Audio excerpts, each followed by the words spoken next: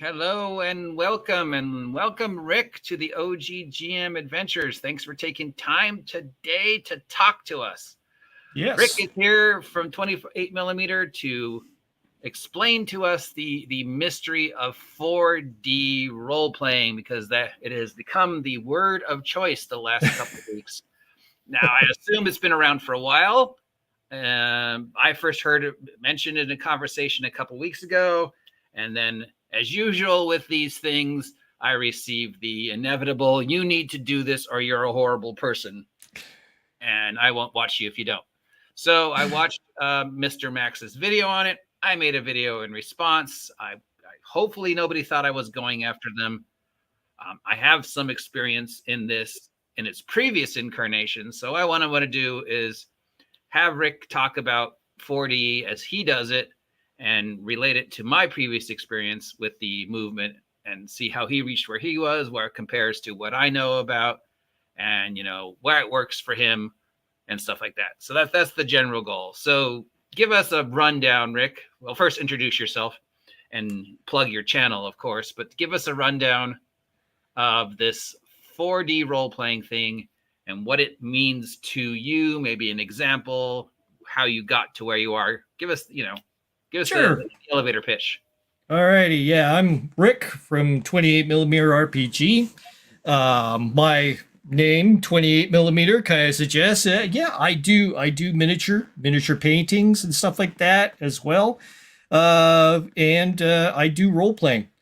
It wasn't until I got back into the hobby way back in 2007, 2008. And when I got back into the hobby, I found everybody was kind of playing in a style that I wasn't really familiar with third edition. And that was the introduction with, really involving the miniatures, really involving the maps, minis, virtual tabletops were starting to become a thing. And I kind of fell into that kind of group, thinking, okay, this is how we play stuff nowadays. And that's where I started getting back into it, trying to figure out, hey, how can I get back into more role play? And of course, I've been friends with the existential threat himself, Shawner. Everybody knows. For quite since I came back onto the internet, which back in 2008, 2010, around in that area, I know him from a lot of 3D sites. So he did a lot of the traveler kind of imagery and stuff like that. And as Driscoll did a lot of imagery for Mr. Miller, and so that is all involved with his fourth and fifth edition. I think that was where most of his artwork came from. And there was even some artwork he did that came into the original second edition Mongoose, which he made a creature for that as well. Oh. So I've had a lengthy kind of past with Shawner, and when he was he ended up talking to me about getting into more role play, where it was more role play centric. And I was intrigued. I was like, okay, maybe this is something similar to the way my buddy Ted used to role play back in the 80s. And what he would do is he set the group down. He said, okay, we're in session. Everything you say is in character. So, and this was to alleviate all that kind of like where somebody says something in, kind of a snide remark in the background, oh, maybe we should do this, and are you in character while you're saying that? And no, that sort of situation where you're like, maybe I shouldn't have said that out in the open. So I think that, that kind of play kind of like set in standard rules where you stay in character for your for the entire session for when we played back then. You didn't see that in the in the mid 2000s. So it was it kind of fell into the wayside with all the virtual tabletops and everything. And a lot of people make money off of that too. They're selling maps, they're selling minis, they're selling, it's a big sales thing going on with that. But anyways, but what I found the problem was with a lot of this stuff, with a lot of the way that was being played, was the time management. So when you look at a typical game session, you can kind of part it out as what's being shown here. You're probably seeing about 60% of the session being talking about rules and technical stuff about what you should add to the die, take away. Well, I can do this rule because I'm doing this and this, and you got all that kind of negotiation going on.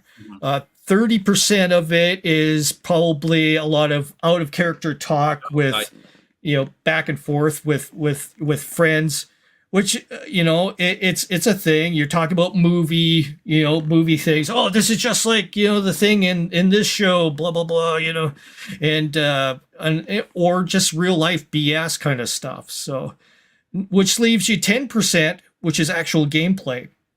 So I've seen a lot of sessions online where it's just these miniatures going up a hallway for the complete 3 hours. And they just make it up to maybe one room, and their entire 3-hour session is that. I'm like, yeah, I don't know. Online, it seems to take even longer. Yeah. I mean, and that's where I was. You can look at my old videos where I'm playing through a virtual tabletop, and I'm having issues with the players knowing what to click on and off where they're targeting. And it's a lot of fiddling around, with it. I hate Roll20. Yeah. Yeah. It's you get a lot of issues. I mean, I'll use a virtual tabletop, but only for are you familiar with Fantasy Grounds at all? Okay. So how Fantasy Grounds has the map, and you can make notes on the side, and you can grab the note and you can and it makes a pin. Every time you take a note, make a pin. So I use it for that. If I have notes and I have like an idea, I'll go ahead and put pins on kind of a general kind of map-ish kind of thing, keep my brain all kind of aligned to what I have for the setting. And I'll do that. And I'll use it as a game journal, basically. So it just keeps my notes, and I find that's fine. I won't use it as like an actual map. I won't present it to the players unless I really have to, in order to kind of, maybe get our premise down or something like that. But yeah, it's it just bogged down to basically that time management thing. I thought, okay, now if we can cut out that all the tech top, which is 60%, all the out of character talk, which is maybe 30%. Now your 10% of actual game time has now increased immensely, and you get a whole lot more done, especially when you're doing with us. It's theater of the mind, or the mindscapes as we call it. We have our own kind of terminology for everything. So, another way to look at the time management thing. So if you can imagine yourself going to a movie theater, your objective is to go to a movie, watch a movie, enjoy the movie, correct? Yes. Okay. So what if you have the kids up front there that are like tossing around the popcorn and stuff, and they're like screaming and yelling, running around? Have you ever had that happen? Yes. Yeah. Okay, how does that distract you from the movie that you're watching? Yeah, I would. Yeah, that's like the out of character stuff that's always going on. Yeah, so that's the problem some of us have is we have vivid imaginations. We're using that imagination. Some guys, they just like they're just there to go ahead and and sit down, enjoy what the game master is saying, presenting the story and everything, and then you get to roll, for your actions for the character. And that's perfectly fine if you are the type of person that will let the game master take over your character and do all the things for you and explain how you did it and all that, or what you find when you're searching, and just by a die roll, boom, your insight roll brings it up. That's perfectly fine if you want to play that way. But there is a group of us, and you kind of express yourself that you don't want the game master to be moving your character around and stuff like that. You don't want the game master to tell you what you do unless you're like mind controlled. Exactly. So we have refined the rules on our site. If you want to kind of present the our lexicon and stuff like that, which I have down the bottom there, I can kind of show people that we have a Discord here. It's been jacked up and everything with whatchamacallit, the points that you get, so you get to have cool imagery and stuff like that. But our lexicon here kind of explains everything, and this is from our point of view. It's not to say that this should be a lexicon that everybody uses, but it's for us to kind of explain to our new people that come in into the fold of the 4D role play. And you can see we have about 20 members. We have two bots there, of course, but there is 20 members right now of us, including guys like the Black Lodge Games and Mr. Max and everybody. We also have Samuel G as well, and he's going to be joining us for some games in the future. You know Samuel G? Who? Samuel G. He was in the brigade area. He used to have a Samuel G right there. He used to be a YouTuber that would talk. He's a Canadian YouTuber. He's kind of friends with Mr. Max over on the French side over there. Yeah, you Canadians. Yeah, we kind of band together. Your better way of life. Amazing donuts. Yeah. Legalized marijuana. That's right. That's right. You got, I mean, that, the legalized marijuana, that gets you through the day sometimes, I tell you. Yeah. But the lexicon here is meant to be kind of like a guideline. And once again, if you look on the bottom here, we do a disclaimer saying, to be clear, it's not meant to, everybody has their own definition at the tables of what role play is. Yes. Yes. So what we were doing was trying to refine it so we had our definition of what role play was. And a lot of people took it as kind of an offense, say, yes. Okay, well, you're saying maybe 1D is what it is. 2D is what it is. It's just by our definition. Role play should be all in character. You should be in character as a role player. 90%. Yeah. 90-95% if you can. So I mean, even if you get 80%, that's a 80. Yeah, that's a win. I mean, 80, but there's obviously there's things you can't get into 100% character in because you just have no basis for the experience, right? Yeah, I mean, know how to perform brain surgery. Oh, yeah. You mentioned the blacksmith kind of question that you had. And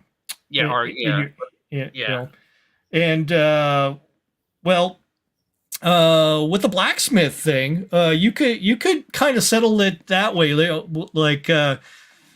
Let's was that the blacksmith? I think Phil got it a little wrong. The blacksmith was I never mentioned a blacksmith. There was no blacksmith. Okay.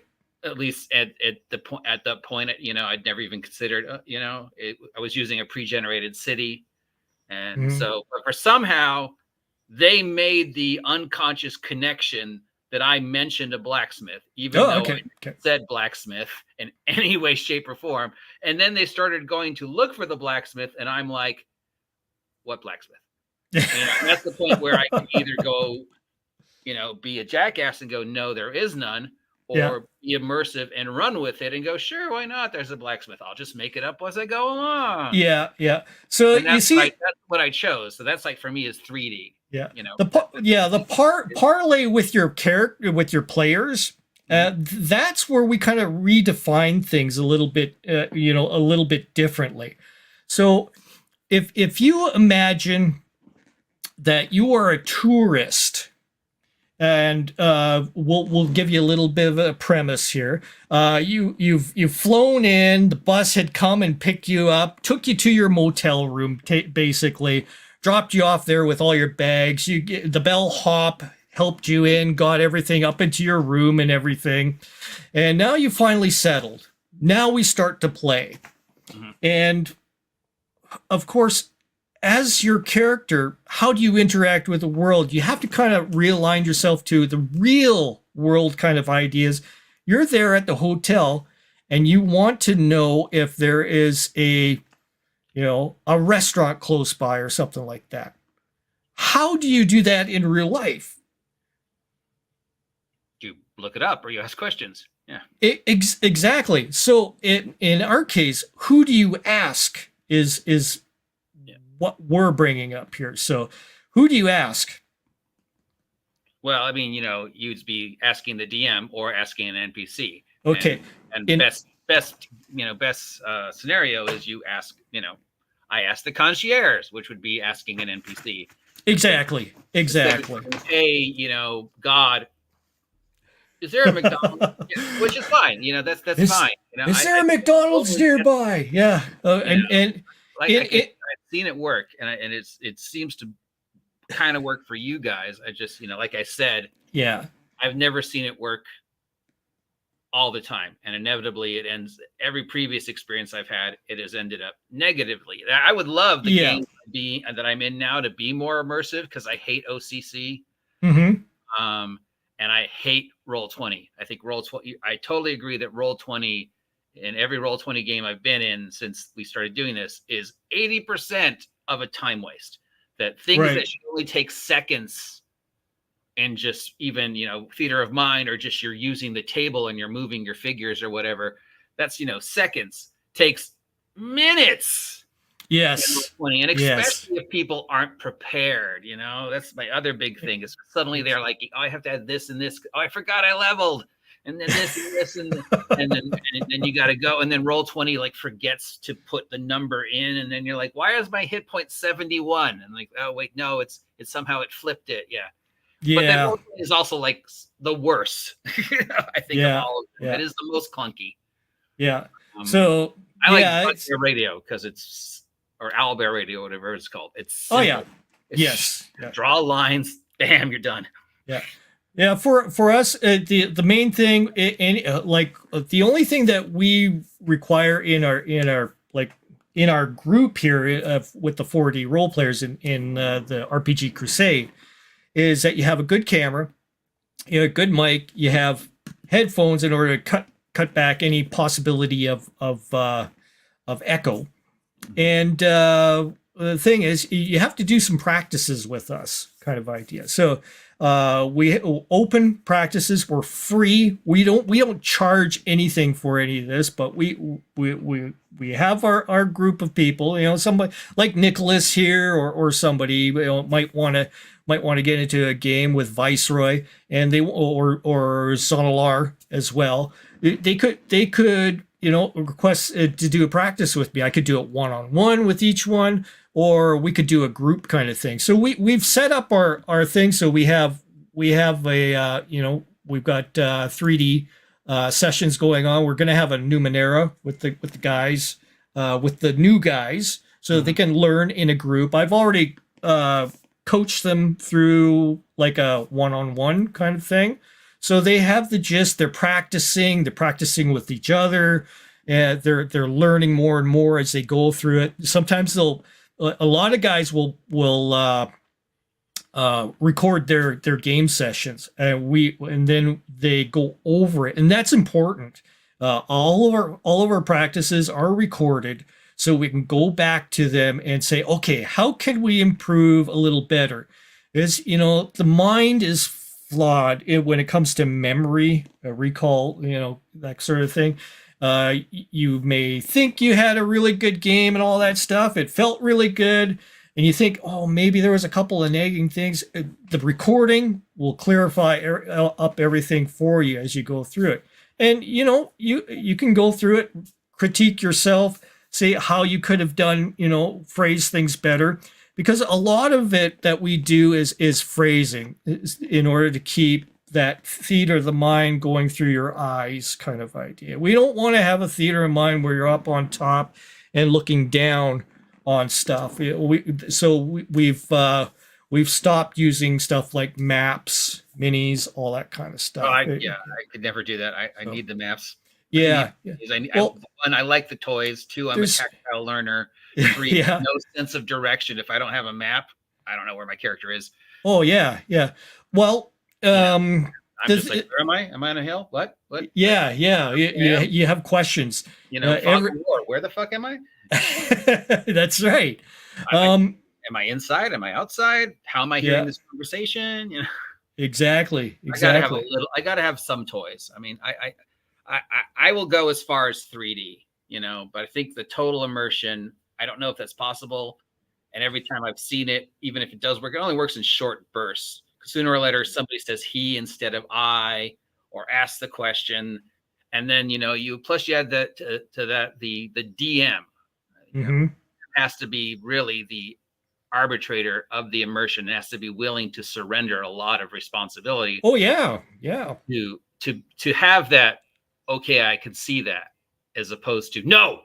That's the problem, is a lot of have that no. There's a lot of ways you can alleviate that. Like I said, using Max's example was the driftwood, which was a stupid example, but it was Max's example. It's like, what if the DM just says no? There is no fucking driftwood, or no, you can't do that because that's not the way I designed the encounter. So your very specific ability that is specific doesn't work because I decided whatever, and then you try and work through them, but they've locked themselves into that no, Yeah. There's a lot of that's human nature, Yeah. Well, yeah, there is a little bit more of I see a lot more of a controlling factor in there with the usual style. We'll call it the usual style, where the game masters don't want to give up that kind of control, and they feel that everything's going to just fly apart. If the thing is, our players are vetted. So we know we all want to have kind of like this experience through the eyes and everything, using our imagination. So we're all on board with that for everybody that's on this, in the RPG Crusade. So everybody's kind of got that common goal. We want to have an experience. We don't care. Yeah, we don't care about XP. We don't care about the the XP. It's all. I agree with 90% of everything you're saying. Yeah. That is for me like a good experience, because once I'm OCD locked into the game, I'm very compartmentalized. It's like we've only got at best 2 hours once a month if we're lucky. Where and everybody lines that we can all get together, and then we're forced to deal with the added pressure of the interweb. Yes, we've not only got to have the exact same time, but we got to agree on what hour is yours versus what hour is mine. It's 9 o'clock here, it's 10 o'clock there, whatever. Yes. But then we're also dealing with the additional: is my internet fast enough to keep up with your internet, and all these other things. So that takes away even more time. So once that game starts, I want to be, I'm saying I do this, or he does this, as opposed to can I do this?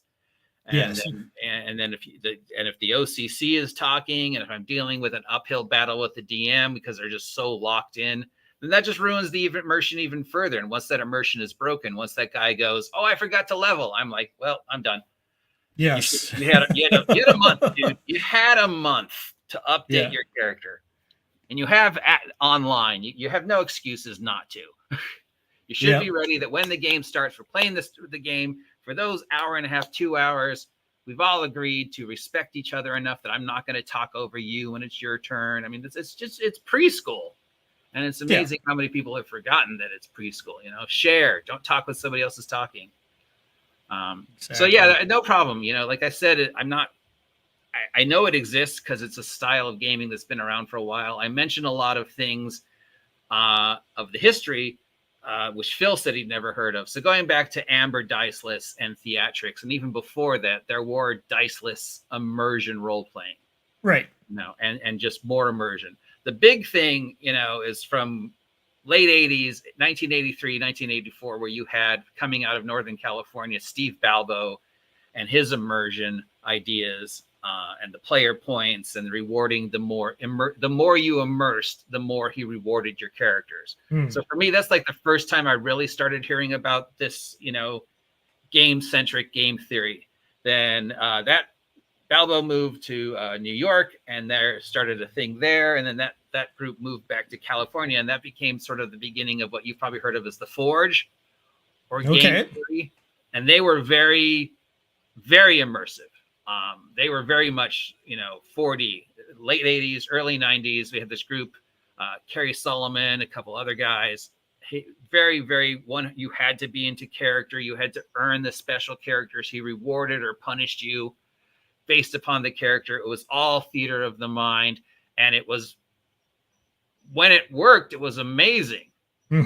But most of the time when you have 20 different people all vying for attention, and he manipulated people, he sadistically manipulated people. He used that immersion against them. A lot of people got wrapped up into that. I know one guy who almost killed himself because he felt he let the guy down because he didn't play his character the way he thought, and he didn't get the reward. So he used the you got to jump through the hoop to get the cookie mentality. He used a lot of Pavlovian. He really took that idea and abused it. Which is, you know, unfortunately, kind of going forward, I didn't want to have anything to do with that. I'm very much separation church of state. I don't want to emerge. Don't live your character. My character can do things I can't. I am not going to go out and learn how to do brain surgery to be more immersed in my character. I'm never going to be able to play a character smarter than me. I can play a character dumber than me. I have no idea what it's like to cast spells, nor do I want to. I don't want to play 4D. 3D is fine. You know, for an hour and a half, 2 hours, I can say, can I, or I do this. And then if it has to come to a roll, there's a roll, as long as the DM is incorporated. But I would never want to go through that. It's just too stressful. And, you know, just to see that happen again, where, you know, people feel I didn't immerse enough, I left you down. And, you know, that's the built-in a lot, you know, that's the thing you have to worry about, I think. You know, I mean, a lot of us aren't really, you know, most gamers aren't socially developed. Let's face it. Yes. So a lot of us have something in our closet. What is called aphasia, where if you close your eyes and you're imagining an apple, you can't see the apple. Do you see the apple? Do you see it in 3D? Do you see it in color? Some people don't have that. Yeah, you know, it's a thing. It's up to, you know. And another thing is, I don't know if you're aware of this. You have a pretty bad rep in the Twitterverse. A lot of people know your group. You know, you're elitist. You tend to elitist. You beat down on people because, you know, their fun is not the right way to have fun, and you're, you know. When this first started a couple weeks ago, when I heard the name again, it was very much the way you play OGGM is wrong. You need to play the way these guys are playing, or you need to die. And I'm like, okay, well, the second anybody says that to me, you know, I'm going to be more inclined to be negative about that. Thank you very much, Shoner. Well, I don't think Shauner said you got to die. No, it was somebody else. But yeah, I mean, the thing is, even if you apply somewhat of our, you know, okay, we're here to play a game, you know, let's cut out certain things out of the, you know, that take up all this time. Because to some people, it's just like the movie theater thing, which we mentioned. You're there to watch a movie. You're not you can do all the goofing around and stuff like that the beginning of the game, like before the game starts. Do all your friendly chatter before that. And when the game starts, we're in character. We stay in character until the very last second. Boom. And then we can go ahead and talk about what kind of crazy experience that just was. Yeah, what mistakes you made or whatever. Yeah, we can talk about that and too, but usually it's we're just like chilling out afterwards, going, wow, that was pretty cool. Obviously, you get up and have a soda or have to go to the bathroom to break immersion. That's fine, but you don't want that. Yeah. But I have no trouble with like somebody going, "Come on, Rick, roll that 20. Come on, Rick," cheering you on in the middle. Well, you do get that in our our audience does that. That's the fine, and an occasional joke because we just can't help it. Yeah, we do turn off like when we're in our game, we're not looking at our chat or anything because we want to remain 100% focused because this method requires you to pay attention to your other players as well because when you go into 4D is co-creation. That's all the real difference is. And the reason why we have this co-creation, and we kind of discussed this in our session 0, so you know what you're able to create.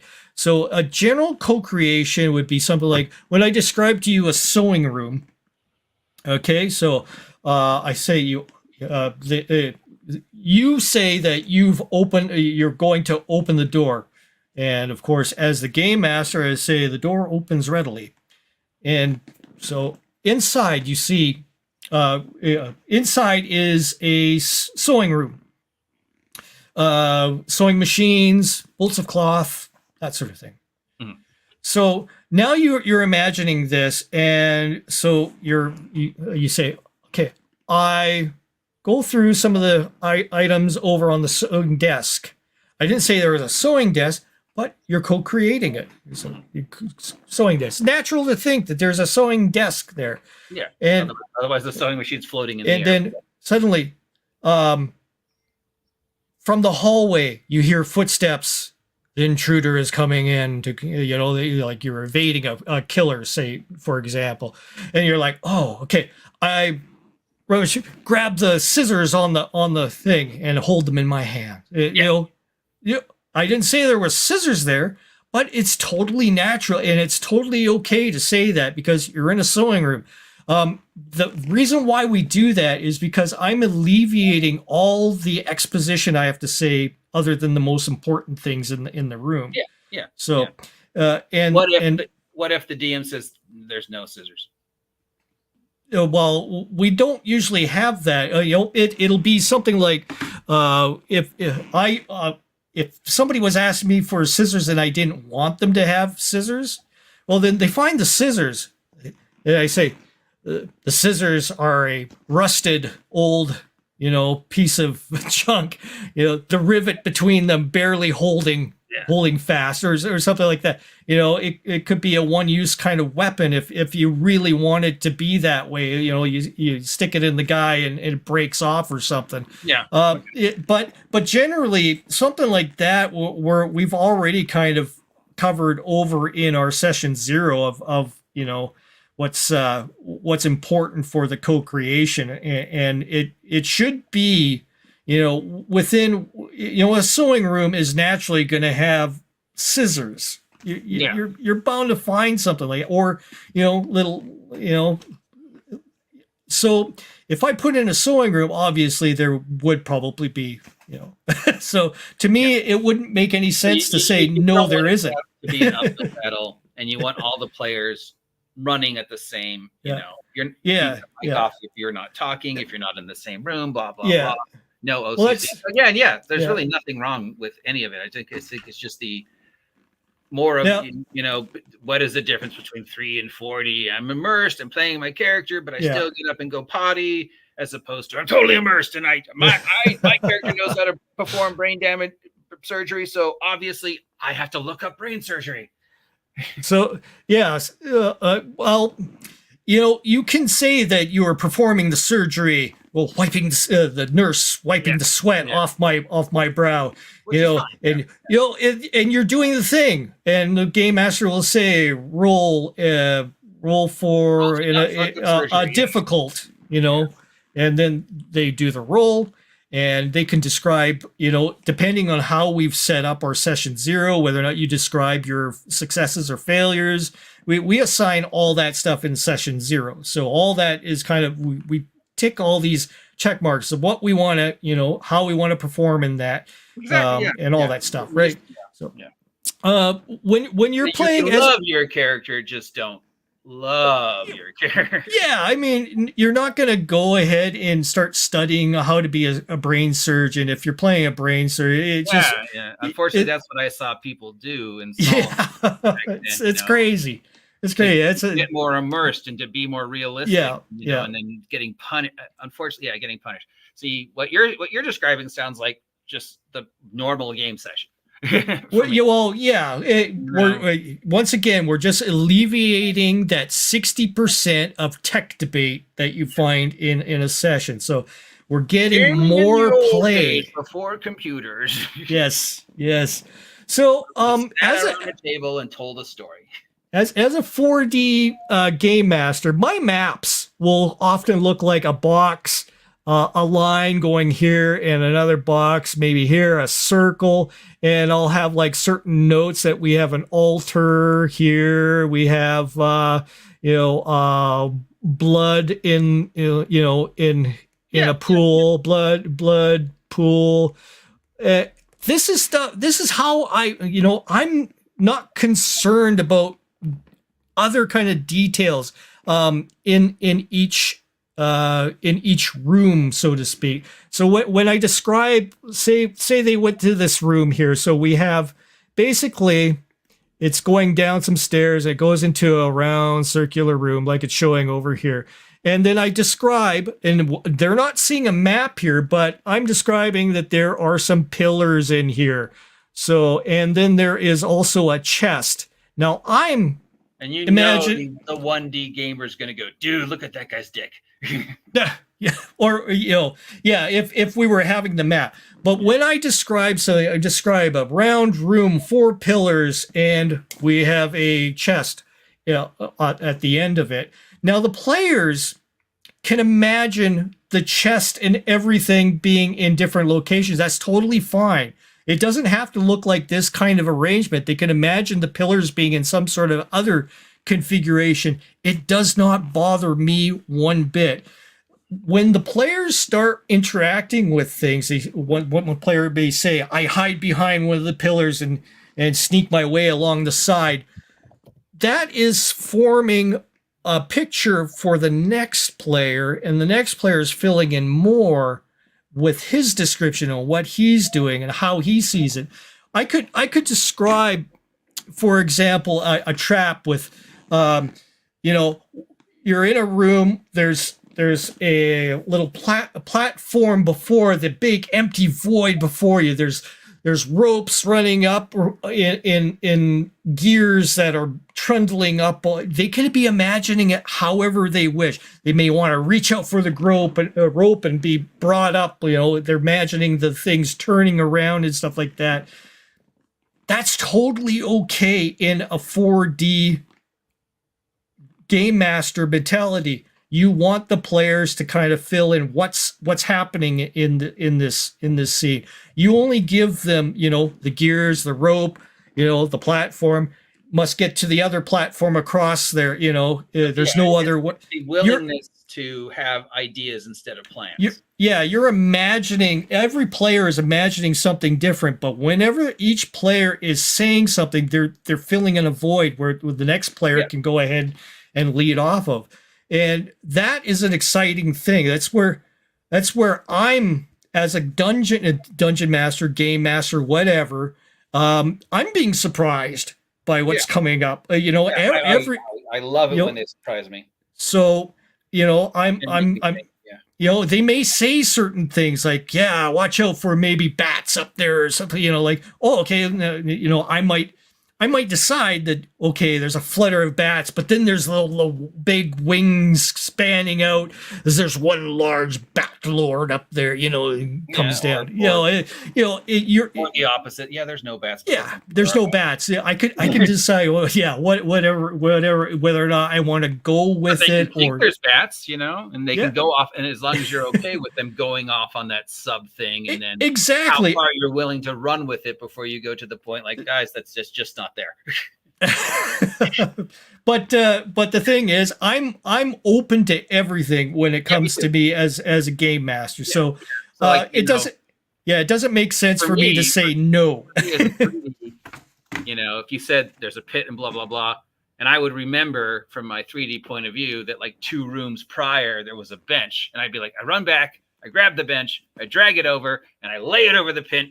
Screw you, ropes.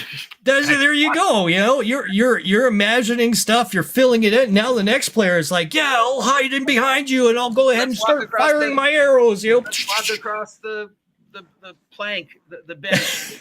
Yeah, there was a bench. Exactly. Or, whatever. Everybody's doing. They have to listen to each other. Yeah, so you want that? You just don't want that shit that I went through in the 80s. Okay. Exactly.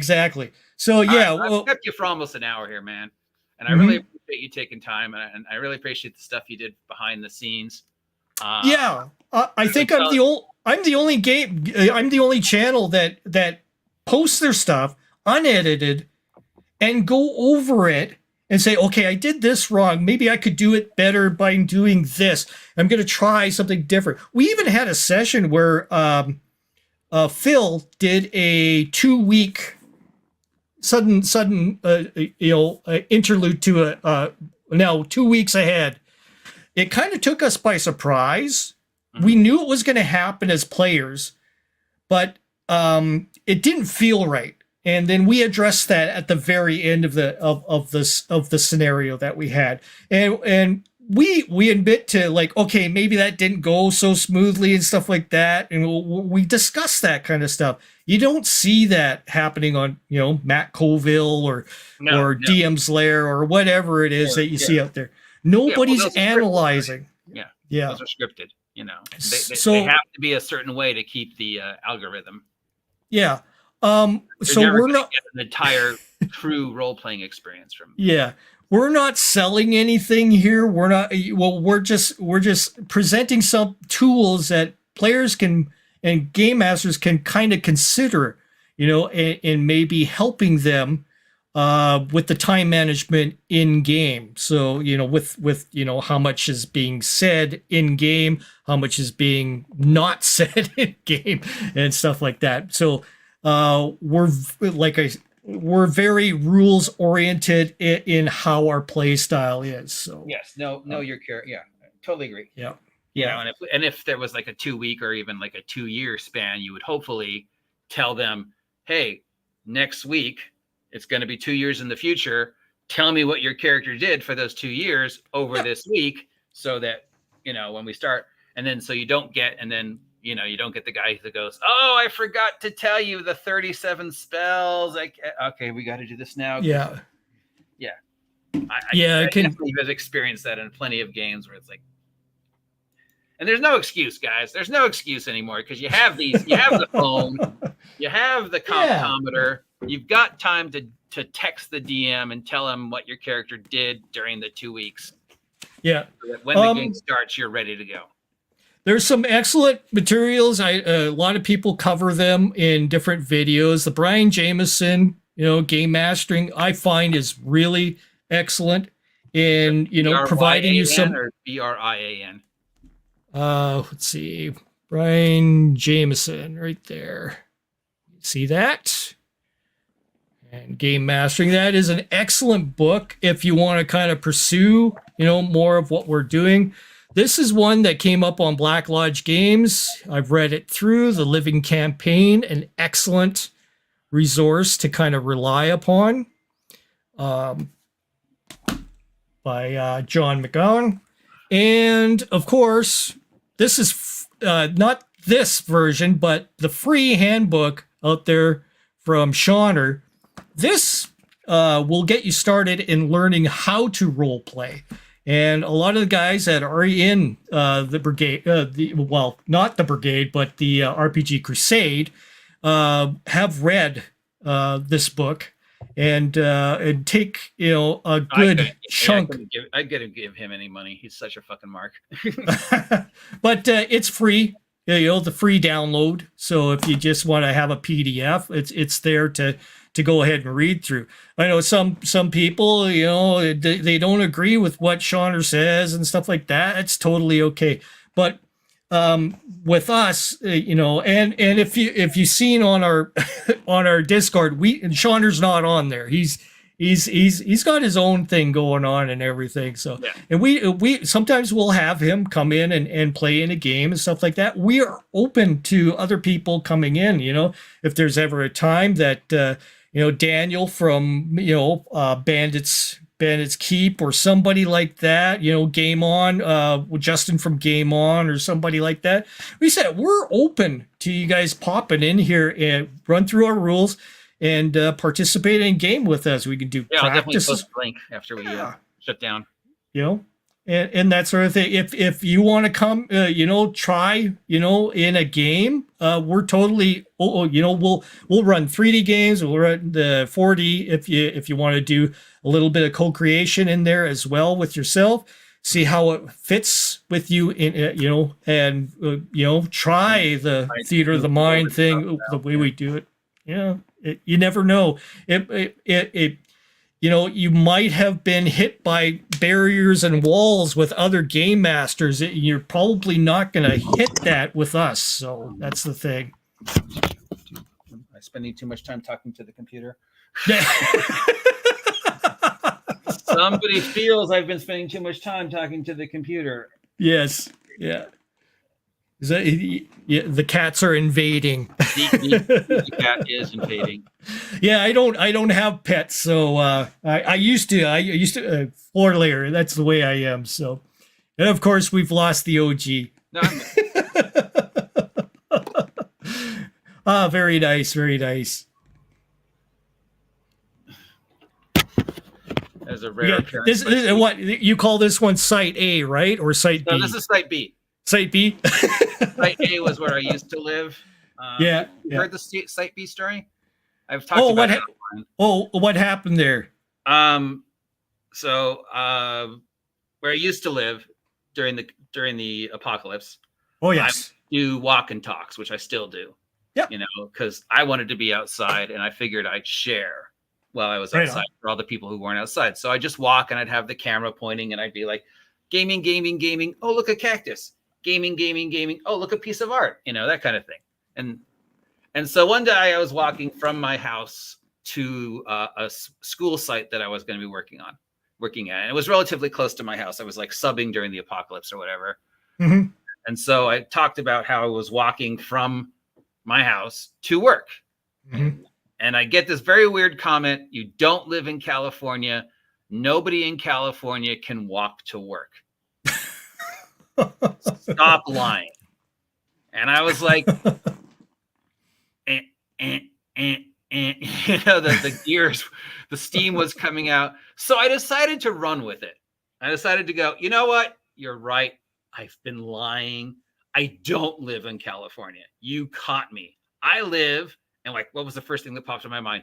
On a small island off the coast of Costa Rica, referred to as Site B. Perhaps you've heard of it. And so for a year, 2 years, I posted where I was broadcasting from, Costa Rica. Nobody caught it. Nobody caught that I was talking about the island from Jurassic Park. Right. Site B was the name of the island from the movie. Right. Okay. Yeah. Gotcha. And then nobody ever got that until 2 years later. And I think it was DM James who started asking me about what it was like living in Costa Rica. And I was like, don't you know I'm joking, dude? It's a joke. Well, you sounded Site B serious. is my apartment where I live is the house. Site A was where I lived before. But for 2 years I ran with it and nobody caught it. Nobody, even put on the little thing broadcasting from Costa Rica. Yeah, I thought you were you had actually two different properties, so I was just like, okay, it's what it is, Yeah, no, two different properties. it's the second house that I've been broadcasting from since I started doing this. So it's Site B. And then it Okay. was Site B because of Jurassic Park and the island. And I was like, yes, I'm broadcasting from a small island off the coast of Costa Rica. Ignore that noise you hear. That's not a dinosaur. It's them cutting the trees. Yeah. Nobody got it. 2 years. Nobody got that I was the island from Jurassic Park. Yep. It's just like nobody's ever figured out that why all my characters are named OG when I play online. Nobody has made the connection to my online name. I see. Every character I've played since an online game has been something OG, as a, hey, I'm advertising my site in the name of my character. So like the character I'm playing right now is Oswald G. McIntosh. Yeah, or Og the Barbarian, right? No one has made the connection. Gotcha. Yeah. No one has gone, wait, that's your internet. Oh, it's a subtle advertise. Oh, I get it. Nope. It's sad, but nope. Yeah. But I guess, people assume you're going to make miniatures with your name. So yeah, I mean, I do a lot of painting. I got, all my, I love board games. I have a lot of miniature intensive board games. Those two cartons up top here, hiding in my cubby of a, I'm in the basement of my house here with my rumpus room. And that is full of, stuff for skirmish gaming. So there's buildings and stuff like that in there, a lot of folded cardboard and stuff. I like skirmish gaming, but my preference is not to mix the miniatures with the role play. I have more of a preference to go theater of the mind, with maybe an occasional picture or two. In order to, because pictures I need the toys. I need pictures. You would have probably liked participating in the Centauri game, which was our first attempt at 4D roleplay, and that was a whole lot of pictures in order to keep the continuity of the setting. So everybody was seeing, the different rooms that were on the ship. I didn't care where the rooms were situated. I let them figure out where these rooms were, what was in each room. There was a situation where it was like one of those situations where you had to say kind of like not a no, but there's some things there's a hoop you have to jump through. One was where they had the 3D printer in the game. And this thing could print all kinds of things because it's like the 25th century, right? Mm-hmm. And so they were like, oh, maybe we can print some weapons here. So there was a list of things that they could print and everything. So they wanted to go ahead and start printing more like missiles and stuff like that. So they were typing in, and it came back that there's a protocol, security protocol to be overridden by the captain in order to perform such a task. So the computer was issuing out these feedback. So they realized, oh, we need permission. Or so then they went through. Crispy was the captain, so they asked the captain for permission. It was stuff like that. So I mean, you have your different ways to work around certain things, like but the players themselves are not making things to win. So they're just seeing what can be printed and stuff like that. Not that they're going to use the missiles or something, but obviously with the way that their ship was in the situation, it was feasible. Everything's feasible. So, cool. So you have your ways as a game master in 4D to kind of interlude in kind of these decisions. And we do have a general rule about co-creation. It's called make what's movie plausible. And if it's going to make the audience groan, don't do it. You'll have to kind of, you have to measure that in your own head, kind of idea. So, cool. Thank you. Yeah. All right. It's been an hour. I should probably let you go. And for sure. It was you're in Canada, so you got to go kill a polar bear. Kill a moose. Yeah, a polar bear or something. I mean. We will talk again, I'm sure. Oh, for sure. Maybe someday I'll sit in on a game and totally ruin it. I mean, see if you can put up with my goofy style of play. Well, I'm sure we'll have some forms of games where it's a little bit more participatory for people that are learning. You are more than welcome to go ahead and pop in and you know, glean what we have written down and stuff like that. It's totally okay. But yeah. I will definitely post the link. Oh, thank you. Yeah. But yeah, RPG Crusade, the website is undergoing a second iteration.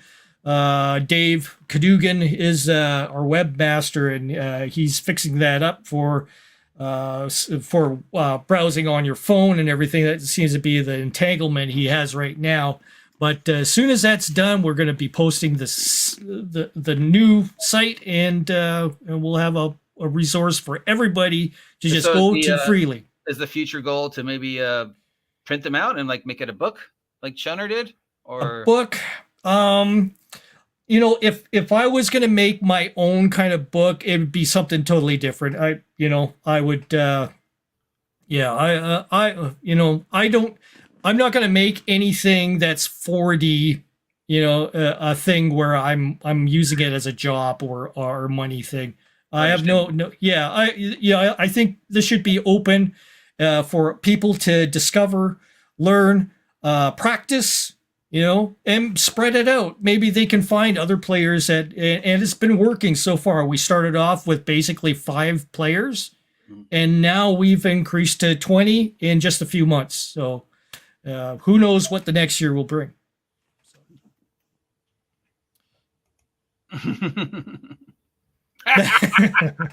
Yeah, there you go. That's not Costa Rica. There's no pine trees in Costa Rica. Thank you very much, Rick from 28 millimeters, and thank you all for joining us today. I know it didn't exactly happen the way I had planned time-wise, but whatever. Wibbly wobbly, timey-wimey. We talked. We've clarified. Again, I have nothing wrong. You know, not 100% for me, but I think 90% we agree on everything. So I guess I'm a 3D plus player, and I'm happy being there. And I'm glad it's working for you guys, and I hope it continues to work for you guys going forward. And maybe someday I can sit on a game, because Lord knows the game that I'm now is. Anyways, thanks everybody for taking time to listen to us jabber. Now go have lunch or whatever it is you do, and we'll talk to y'all later. Until then, have a great day. I will talk to you all soon. And of course, get off our land.